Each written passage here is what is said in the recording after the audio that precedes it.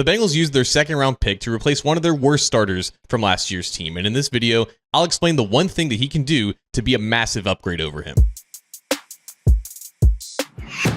Hi again, Bengals fans. John Sheeran of A to Z Sports Cincinnati here. We took a slight break in the action due to the pay cut that Geno Stone just took, but we're back, giving out one goal for each of the Bengals' first 3 draft picks. And when it comes to linebacker Demetrius Knight, the Bengals' second round pick, these are the situations that I don't think is particularly ideal for rookies. Now, the NFL is obviously so different compared to when I was growing up, when rookies weren't always counted on to be immediate quality starters. There was a gradual ramp-up period, a time for these guys to get acclimated to the roles that they would eventually grow into. But the Bengals made a bold decision to draft Demetrius Knight in the second round. They hadn't drafted a second-round linebacker since Ray Maluga all the way back in 2009. And it would be stunning, shocking, surprising, whatever adjective you want to throw in there, if he doesn't start week 1 for this defense. So there's not only an expectation for Knight to play immediately, he's going to be directly compared to the guy that he's replacing. And of course, I'm talking about linebacker Germaine Pratt. Now, as of right now, when I'm recording this video, Pratt is still a member of the Bengals roster. He's obviously not showing up to voluntary workouts because he requested the trade and he knows that he's on his way out. And by the time that this video is posted, he may have already been released. But the plan is very simple. The Bengals didn't want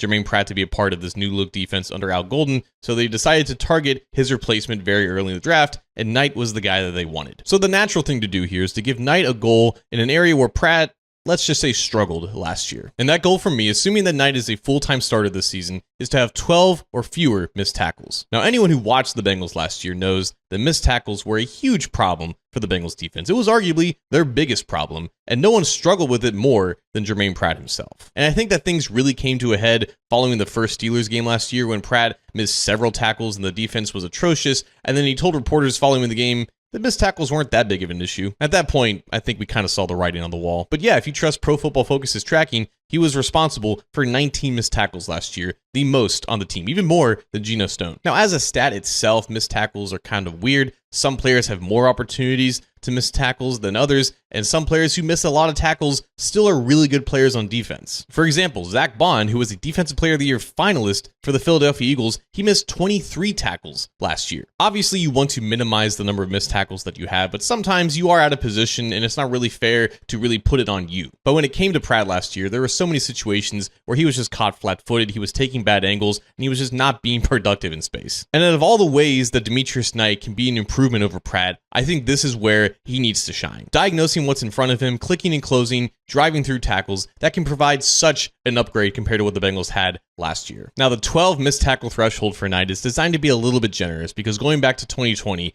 34 out of 42 rookie linebackers who played at least 20% of their defensive snaps as rookies had 10 or fewer missed tackles. But obviously, we're expecting Knight to play more than just 20% of the defensive snaps this year, so we're going to bump his line up just ever so slightly. But still, 12 missed tackles compared to Pratt's 19, that would be a notable improvement for sure. And the best part is that even if Knight is a rookie who doesn't really have a lot of experience, considering the fact that he's going to be 25 years old at the position, tackling is not one of his liabilities. But of course, it would be very concerning if the Bengals drafted him in the second round if tackling was an issue. It's far from easy for rookie linebackers to immediately come into a defense and dominate. But the Bengals don't need Knight to dominate. They just need him to tackle in space.